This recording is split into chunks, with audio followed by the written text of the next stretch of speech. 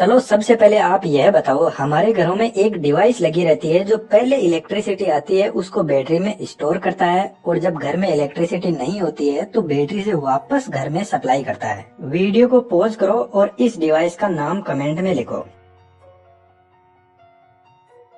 I hope that कि इतनी देर में आपने लिख दिया होगा, और नहीं लिखा तो दिमाग में तो सोच ही लिया होगा। किसी ने इस डिवाइस का नाम इन्वर्टर लिखा होगा तो किसी ने रेक्टिफायर लिखा होगा, लेकिन यह डिवाइस ना ही तो इन्वर्टर है और ना ही रेक्टिफायर है। इस डिवाइस का नाम है कन्वर्टर। जी हाँ, कन्वर्टर। आपको पता है हमारे घरों में एसी यानी अल्टरनेटिंग करंट आता है, उसको यह कन्वर्टर डीसी यानी डायरेक्ट करंट में कन्वर्ट करता है और बैटरी में स्टोर करता है। जब यह एसी को डीसी में कन्वर्ट करता है तो इसको बोलते हैं रेक्टिफायर। और जब घर में सप्लाई चली जाती है तो यह बैटरी की डीसी पावर को वापस एसी में कन्वर्ट करता है, और इस टाइम इसको बोलते हैं इन्वर्टर। तो इन्वर्टर और रेक्टिफायर का जो एक कॉम्बिनेशन होता है उसको हम बोलते हैं कन्वर्टर, जो एसी टू डीसी और डीसी टू एसी कन्वर्ट करता है। चलो सबसे पहले यही देख लेते हैं कि यह कन्वर्टर एसी सप्लाई को डीसी में कैसे कन्वर्ट करता है। हमारे घर में जो एसी सप्लाई आती है उसकी वेवफॉर्म कुछ इस टाइप से होती है, जिसको sinusoidal in short sine wave बोलते हैं। और बैटरी में स्टोर होती है डीसी कुछ इस टाइप की, यानी हमें इस साइन वेव को डायरेक्ट करंट में बदलना है।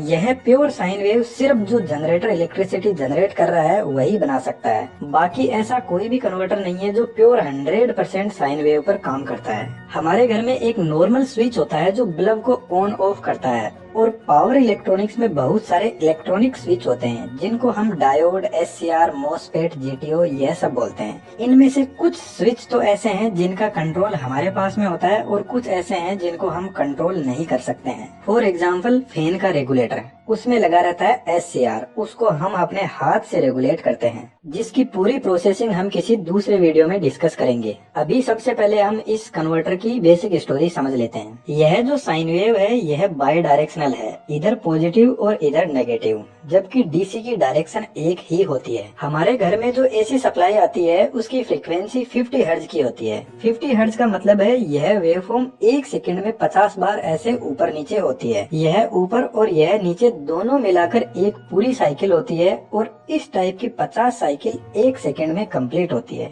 इतनी फास्ट यह ट्रेवल करती है। एक जो कंप्लीट साइकिल होती है वह 360 डिग्री की होती है, यहाँ से यहाँ तक 180 डिग्री पॉजिटिव साइड में और 180 से 360 डिग्री नेगेटिव साइड में। अब मान लो जैसे हम सुपरमैन से भी फास्ट हो जाते हैं, और हमारे जो घर वाला स्विच है उसको कुछ इस तरीके से ऑपरेट करते हैं कि जब यह साइन वेव इधर पॉजिटिव साइड में जाएगी तो स्विच ऑन कर देंगे, और इस पॉइंट से जैसे ही नेगेटिव साइड में जाएगी तो स्विच ऑफ कर देंगे। जब वापस पॉजिटिव साइड में आएगी तो स्विच ऑन कर देंगे, और फिर नेगेटिव में जाएगी तो स्विच ऑफ कर देंगे। कर लोगे ना इतना फास्ट काम? 1 सेकंड में 50 बार स्विच ऑन ऑफ करना है। तो जब हमने आउटपुट में वेवफॉर्म को देखा तो नेगेटिव साइड में जो भी साइन वेव थी उसको स्विच ने ब्लॉक कर दिया, और हमें जो एसी सप्लाई बाई डायरेक्शनल थी उसको सिंगल डायरेक्शन में बदल दिया। अब सिंपल सी बात है, हमारे घर में जो स्विच है वह तो इतना फास्ट काम कर नहीं पाएगा, इसलिए पावर इलेक्ट्रॉनिक स्विच बनाए गए जिनमें डायोड, एससीआर, मॉसफेट, जीटीओ यह सब होते हैं। तो जो आउटपुट में अपने को वेवफॉर्म मिली है यह डायोड बनाता है। डायोड सिर्फ पॉजिटिव साइकिल को ही पास करता है, नेगेटिव साइकिल को ब्लॉक कर देता है, और हमें आउटपुट में कुछ इस टाइप की वेवफॉर्म मिल जाती है। और इस टाइप का जो रेक्टिफायर होता है इसको बोलते हैं हाफ वेव रेक्टिफायर, क्योंकि हमें आधी ही वेवफॉर्म मिली है। और इसका जो पावर इलेक्ट्रॉनिक सर्किट होता है वह कुछ इस टाइप से बनता है। इधर से सप्लाई दी जाती है 220 वोल्ट एसी, यहाँ पर डायोड लगा हुआ है, और आउटपुट में हमें कुछ इस टाइप की वेवफॉर्म मिल जाएगी इन दोनों पॉइंट पर। लेकिन हमें तो पूरी वेवफॉर्म चाहिए, इसके लिए 4 डायोड का सर्किट बनाते हैं कुछ इस टाइप का, और इसे बोलते हैं फुल वेव रेक्टिफायर। चलो देखते हैं इसका आउटपुट में हमें क्या मिलता है। जब पॉजिटिव साइकिल होगी तो डायोड D1, D2 यह दोनों काम करेंगे। सप्लाई कुछ इस तरीके से जाएगी पॉजिटिव साइकिल में,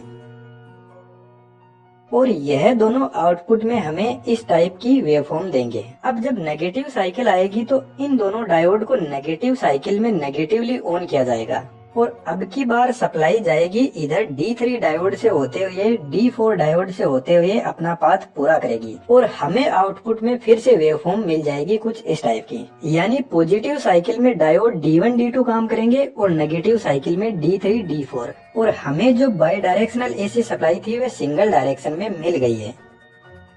लेकिन यहाँ पर अभी तो बहुत सारे हार्मोनिक्स है। हार्मोनिक्स बोलते हैं हमें तो डीसी चाहिए थी कुछ इस टाइप की, और मिला क्या है हमें यह सब। यानी हमारी सप्लाई सिंगल डायरेक्शन तो हो गई है लेकिन प्योर नहीं है, उसमें बहुत सारे हार्मोनिक्स है। डायोड एक बहुत ही बेसिक स्विच होता है जो अनकंट्रोल्ड होता है, लेकिन कुछ कंट्रोल स्विच भी आते हैं जिनमें एससीआर, जीटीओ, आईजीबीटी, मोस्फेट, वैसे एससीआर सेमी कंट्रोल्ड होता है। जो रेक्टिफायर का काम करने का तरीका है वह सेम टू सेम ऐसा ही होता है, बस हमें प्योर डीसी के अलग अलग स्विच काम में लेते हैं। जैसे फॉर एग्जाम्पल इसी वेवफॉर्म में यदि हम एक ऐसा कंट्रोल स्विच काम में ले जो जब यह वेवफॉर्म इस पोजीशन पर आए तब ऑन हो जाए और इस पोजीशन पर आए तो ऑफ हो जाए, तो हमें आउटपुट में मिलेगी कुछ इस टाइप की वेवफॉर्म। और यह सब जीटीओ, मोस्फेट, आईजीबीटी यह कंट्रोल स्विच होते हैं जिनको हम जहाँ पर चाहे वहाँ पर ऑन ऑफ कर सकते हैं, और एसी को डीसी में इस तरीके से बदल दिया जाता है। अब यह भी प्योर डीसी तो नहीं है, लेकिन हाँ कुछ डीसी जैसी लग रही है। अब इस डीसी को और अच्छी फॉर्म में बदलने के लिए इंडक्टर, कैपेसिटर, बहुत सारे ऐसे पावर इलेक्ट्रॉनिक स्विच लगाए जाते हैं और इस आउटपुट वेवफॉर्म को स्मूथ बनाया जाता है। और एक्चुअल में हमें प्योर डीसी मिलती नहीं है, जैसी भी हमें वेवफॉर्म मिलती है उसको बैटरी में स्टोर कर लिया जाता है, लेकिन